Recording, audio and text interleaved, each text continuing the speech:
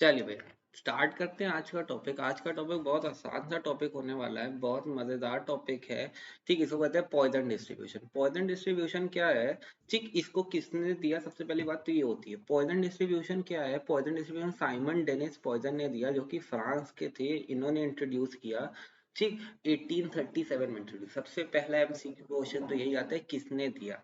ठीक, अब हम लोग ने बाइनोमियल डिस्ट्रीब्यूशन पढ़ा था लास्ट वीडियो में अपने। उसमें क्या था? उसमें हम लोग देखा था कि डेटा लार्ज होता है तो भैया बाइनोमियल डिस्ट्रीब्यूशन लगता है, जहां पे एन पी और आपको क्यू मिल जाए वहां पे पॉइजन डिस्ट्रीब्यूशन लगता है। तो ऐसे ही सॉरी बाइनोमियल लगता है। ऐसे ही आपका पॉइजन डिस्ट्रीब्यूशन भी, पॉइजन डिस्ट्रीब्यूशन भी वहीं पे लगता है जहां पे डेटा आपका लार्ज होता है। ठीक, लार्ज होने के साथ साथ यहाँ पे जो सक्सेस रेट होगा, यहाँ पे जो सक्सेस रेट होगा, यानी जो आपका पी की वैल्यू होगी वो वेरी लो होगी। अगर ऐसी दो चीजें मिल रही हैं तो वहां पे पॉइजन डेटा लार्ज है और सक्सेस रेट यानी सक्सेस वेरी लो। बाइनोमियल में ऐसा सक्सेस के बारे में कुछ नहीं था, वहां पे बस एन हो, पी हो और क्यू हो, काम हो जाता है। यहाँ पे डेटा एन तो लार्ज होना ही चाहिए प्लस सक्सेस रेट बहुत लो होनी चाहिए। इसके साथ साथ बाइनोमियल डिस्ट्रीब्यूशन दो पैरामीटर बेस्ड था, एन और पी। जी, बाइनोमियल डिस्ट्रीब्यूशन दो पैरामीटर पे था, एन और पी। पर यहाँ पे पॉइजन डिस्ट्रीब्यूशन सिर्फ एक पैरामीटर पे है, एम यानी मीन। ठीक, हमको वहां यहाँ पे एन और पी से कोई मतलब ही नहीं है, हमको यहाँ पे से मतलब किससे है? एम से। एक पैरामीटर पे है, वन पैरामीटर पे बेस्ड, इसका पैरामीटर सिर्फ एम है, इसीलिए इसको यूनी पैरामेट्रिक भी कहते हैं। इस डिस्ट्रीब्यूशन को यूनी पैरामेट्रिक डिस्ट्रीब्यूशन भी कहते हैं। ठीक, अब देखो वही बात यहाँ पे मैंने लिखी भी है कि जो प्रोबेबिलिटी ऑफ फाइंडिंग सक्सेस यहाँ पे होगा वो बहुत स्मॉल होगा। ठीक, फिर the probability of having more than one success in a time interval very very low. ठीक, फिर मैंने क्या बोला? ये जो होगा ये इंडिपेंडेंट होगा t as well as earlier. यहाँ पे टी बोलो या एन बोलो, बात एक ही है। ठीक, ये टी से भी भैया मतलब तुम्हारे एन से भी इंडिपेंडेंट है और पहले जो सक्सेस यानी जो पी है उससे भी इंडिपेंडेंट है। ये सिर्फ एक पैरामीटर एम पे बेस्ड है। ठीक, और एम यानी मीन होता है तुम्हारा, एम यानी मीन होता है और निकालते कैसे? एन इंटू पी करके। ठीक, वही बात। अब इसका फॉर्मूला क्या होता है? मैंने बोला इसका इसका फॉर्मूला क्या होता है? इसकी प्रोबेबिलिटी निकालनी इस डिस्ट्रीब्यूशन से, तो कैसे निकलेगी? तो मैंने बोला probability of x is equal to e की पावर माइनस एम, एम की power r upon r factorial. ठीक, यहाँ पे एम होता है तुम्हारा मीन, एम होता है मीन, सेम यहाँ पे भी एम तुम्हारा मीन। ठीक, आर होता है number of time success needed, number of time success needed, कितनी बार मेरे को सक्सेस चाहिए वो तुम्हारा आर दिखाता है। फॉर एग्जांपल एक सिक्के को 10 बार उछाला तो बताओ मेरे को 5 बार हेड आना है, उसकी प्रोबेबिलिटी होता तो आर मेरा 5 हो जाएगा, जितनी बार मेरे को हेड चाहिए। यहाँ पे जो ई की वैल्यू मेरे को चाहिए वो ई की वैल्यू क्या होगी? ई को हम लोग सब्सटीट्यूट करेंगे 2.71828, इसकी वैल्यू ये होती है। ठीक, मैंने देखो यहाँ पे इसको लिखा भी है, here e is a transcendental quantity. इसका मतलब क्या होता है? एक अनडिफाइंड क्वांटिटी जिसकी अप्रोक्स वैल्यू 2.71828 बता दी गई है, वो माना जाता है। अब इसको, अब कहाँ सर कैसे मालूम चलेगा ये पॉइजन लगाना है बाइनोमियल लगाना? तो मैंने बोला ज्यादा अंतर नहीं है। अगर तुमको क्वेश्चन साइलेंट है तो तुम कुछ भी लगा सकते हो, अगर पॉइजन लिखा है तो तुम पॉइजन लगाओ, अगर बाइनोमियल लिखा है तो बाइनोमियल लगाओ। पर अगर साइलेंट है तो तुम दोनों में से कुछ भी लगा सकते हो। एम निकाल लो एन इंटू पी करके, और फिर चाहो तो पॉइजन लगा दो, चाहो तो बाइनोमियल लगाओ, जो तुमको आसान लगे। अगर एक स्पेसिफाई करके आ गया कि पॉइजन ही लगाना है तो पॉइजन लगेगा। जैसे क्वेश्चन पढ़ते देखो यहाँ पे लिखा है। ठीक, अच्छा ये क्वेश्चन करने से पहले एक बात और बता दूं। मैंने बोला अगर तुम्हारा यहाँ पे जो मीन होता है पॉइजन डिस्ट्रीब्यूशन में, जो मीन होता है उसको तो हम लोग कैपिटल मतलब स्मॉल एम से दिखाते हैं। यहाँ पे जो वेरिएंस होता है, यहाँ पे जो वेरिएंस होता है वो आपके मीन के इक्वल होता है, यानी जो वेरिएंस होगा वही मीन होगा। ठीक, लेकिन अगर मैं बाइनोमियल डिस्ट्रीब्यूशन से कंपेयर करूं तो मीन जो होता था उसको म्यू से डिनोट करते थे और वो एन इंटू पी के इक्वल होता था। ठीक, और जो वेरिएंस होता था यानी जो सिग्मा स्क्वायर होता था वो होता था एन पी क्यू। ठीक, लेकिन यहाँ पे वेरिएंस मीन के इक्वल है, यहाँ पे वेरिएंस और मीन इक्वल है, और यहाँ पे एस डी क्या हो जाएगा? एस डी होता है अंडर रूट ऑफ वेरिएंस यानी अंडर रूट ऑफ एफ। पर यहाँ पे भी एस डी क्या होगा, under root of n p q. ठीक, वेरिएंस का अंडर रूट यहाँ पे भी। तो पॉइजन डिस्ट्रीब्यूशन में तीन चीजें याद रखना, मीन वही m जो n इंटू पी के इक्वल है, वेरिएंस और मीन यहाँ पे इक्वल होते हैं, और एस डी किसके इक्वल होते हैं, अंडर रूट एम के। एक क्वेश्चन को करते हैं और तीनों बात देखते हैं। ठीक, ये क्वेश्चन है सबसे पहले, find the mean and standard deviation, mean और स्टैंडर्ड डेविएशन निकालना है of x where x is a Poisson variate. देखो लिखा है पॉइजन वेरिएबल का है पॉइजन डिस्ट्रीब्यूशन, पॉइजन वेरिएट मतलब पॉइजन डिस्ट्रीब्यूशन फॉलो कर रहा है। सेटिस्फाइंग द कंडीशन, ये कंडीशन दे रखी है, कंडीशन दे रखी है कि probability of x is equal to 2 is equal to probability of x is equal to 3। x2 और x3 का मतलब क्या है, r की वैल्यू 2 और r की वैल्यू 3। x2 x3 का मतलब क्या, r की वैल्यू 2 और r की वैल्यू 3। तो मैंने फॉर्मूला रखा e की पावर माइनस m, m की पावर 2 अपॉन 2 फैक्टोरियल। r की जगह मैंने क्या रख दिया 2, x मतलब r की जगह मैंने x की वैल्यू रख दी, इक्वल टू e की पावर माइनस m की पावर 3 अपॉन 3 फैक्टोरियल। e की पावर माइनस m, e की पावर माइनस m कैंसिल्स। ठीक, क्या हो गया, 3 फैक्टोरियल के ऊपर भेज दिया तो 3 factorial upon 2 factorial is equal to m cube upon m square. ठीक, 3 फैक्टोरियल डिवाइड बाय 2 फैक्टोरियल क्या होगा, 3 is equal to m, m किसके इक्वल आ गया, 3 के। मेरा मीन आ गया, मेरा मीन आ गया 3।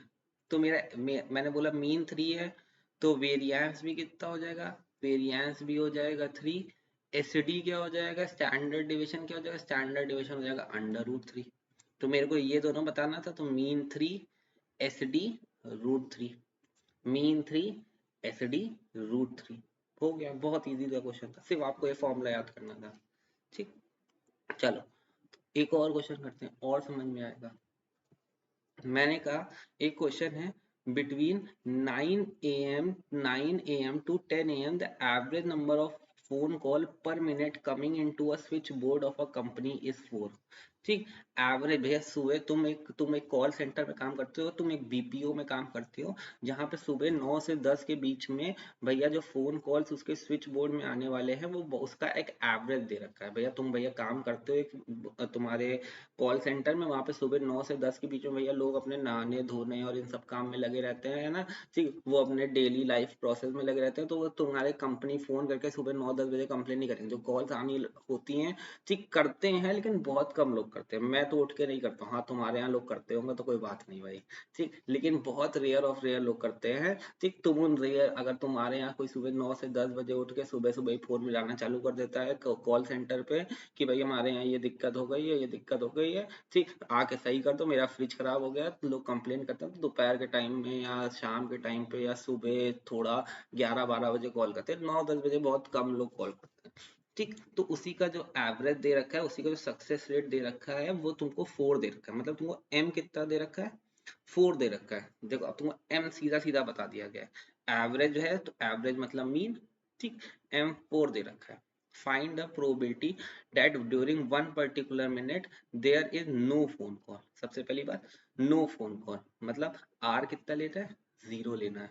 ठीक, तो निकालो, मैं पहला पार्ट सॉल्व करता हूँ, e की पावर माइनस m, ठीक, m की power r upon r factorial.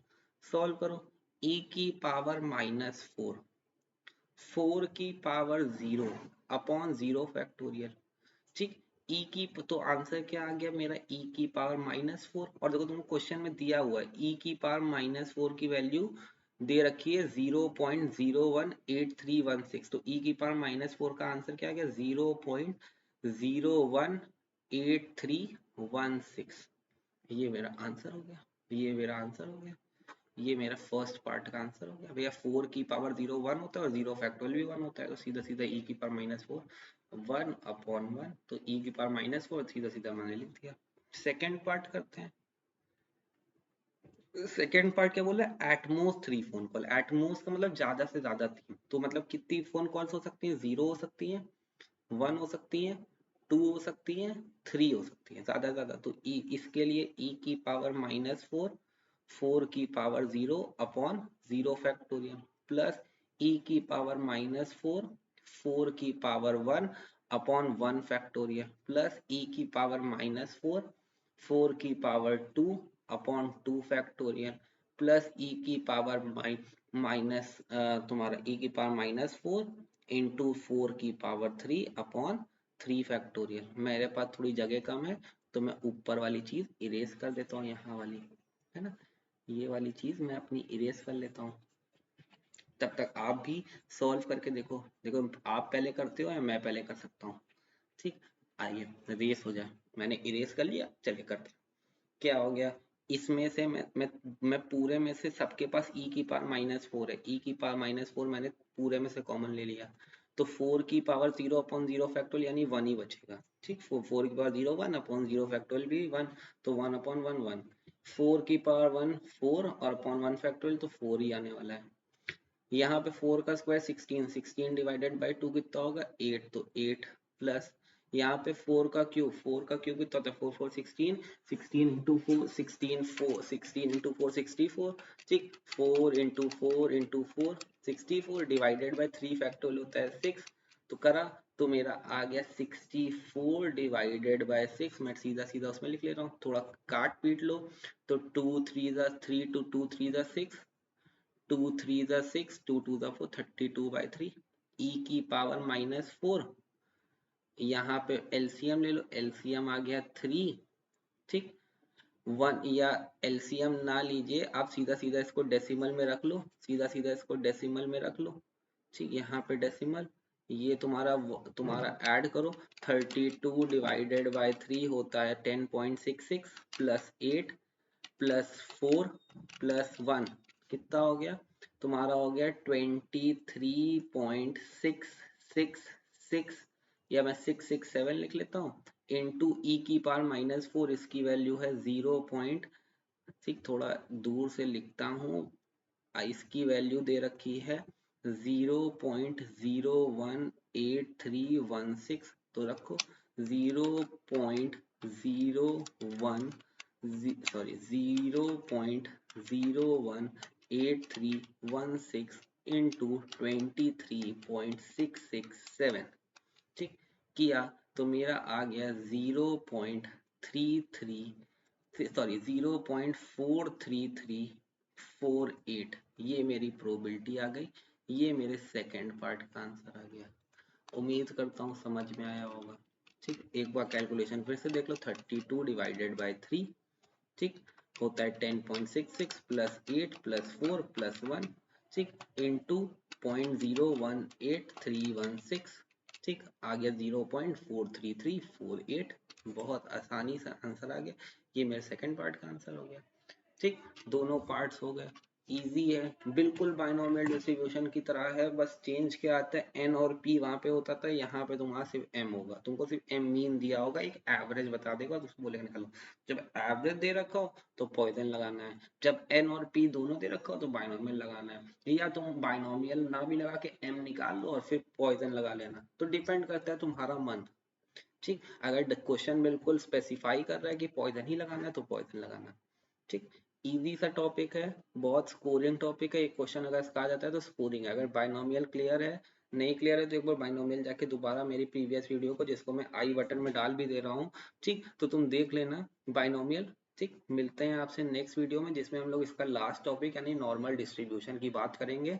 ठीक, तब फिर और उसके बाद उसके अगले वीडियोस में हम लोग इस पे क्वेश्चंस करेंगे बहुत सारे, कि पूरा प्रोबेबिलिटी पे क्वेश्चन कर डाले, 10-12 क्वेश्चन जो इंपॉर्टेंट आए हुए होंगे वो करेंगे। तब तक के लिए आज आपका काम क्या है, पॉइजन खत्म करना है। ठीक, पॉइजन को एक बार अगर काम समझ में आए तो एक बार वीडियो दोबारा देखना है, अपने अपने जो जो टॉपिक जो जो बुक्स आप पढ़ रहे हो उस बुक से लगाना है आपको पॉइजन डिस्ट्रीब्यूशन। चलिए मिलते हैं आपसे नेक्स्ट वीडियो में, तब तक के लिए आपको वीडियो पसंद आया हो तो भैया मेरे को भी मोटिवेट करिए लाइक करके, कि मैं आपके लिए और ऐसे वीडियोस बना सकूं। चलिए मिलते हैं, बाय बाय।